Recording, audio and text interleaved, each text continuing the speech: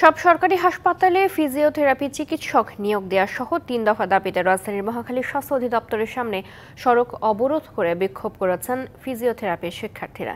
এ সময় তীব্র যানজটের সৃষ্টি হয়। তারা বলেন, গত ৫০ বছরেও সরকারি হাসপাতালে কোনো ফিজিওথেরাপিস্ট নিয়োগ দেওয়া হয়নি।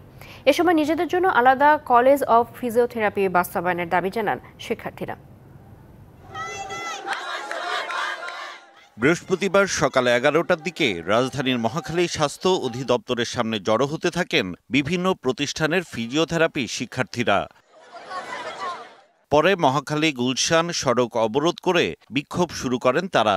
শেষ ভাদ্রের কড়া রোদে তীব্র যানজটের সৃষ্টি হয়। শিক্ষার্থীদের দাবি, বিএসসি পাশ করেও সরকারি হাসপাতালে তাদের জন্য চাকরির ব্যবস্থা হয়নি। একই সাথে বারবার নিজেদের জন্য আলাদা কলেজ অফ ফিজিওথেরাপি বাস্তবায়নের দাবি তুললেও তা আমলে নেয়নি কেউ। বাংলাদেশ কলেজ অফ ফিজিওথেরাপির জন্য জায়গা বরাদ্দ হয়, অর্থ বরাদ্দ হয়, ভিত্তিপ্রস্তর স্থাপন হয়, কিন্তু সরকারি বাংলাদেশ কলেজ অফ ফিজিওথেরাপি এখনো প্রতিষ্ঠা হয় নাই। সেই একই জায়গা আবার হেলথ ভিলেজের জন্য বরাদ্দ দেওয়া হয়। আমরা যথেষ্ট বৈষম্যের শিকার। সরকারের পক্ষ থেকে যখন আমাদের এই জায়গাটা দেওয়া হয়, তখন আমাদের কলেজের নাম করে দেওয়া হয়েছে, কিন্তু কলেজ আজ পর্যন্ত প্রতিষ্ঠা হয়নি। মূল দাবি আমাদেরকে আমাদের কলেজের জায়গা কলেজ ফিরিয়ে দিতে হবে। এ সময় সরকারি চাকরিতে বিএসসি প্রথম শ্রেণীর মর্যাদা দেওয়ার দাবিও করেন শিক্ষার্থীরা। দাবি আদায় না হওয়া পর্যন্ত আন্দোলন চালিয়ে যাওয়ার ঘোষণা তাদের।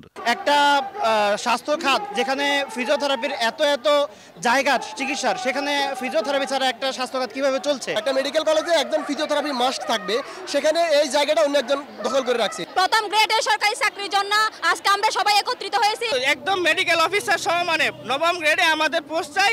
এ সময় বাংলাদেশ কলেজ অফ ফিজিওথেরাপি নির্মাণের জন্য মহাখালীতে ৫.28 একর জায়গায় দ্রুত কলেজ নির্মাণের দাবি তোলেন শিক্ষার্থীরা।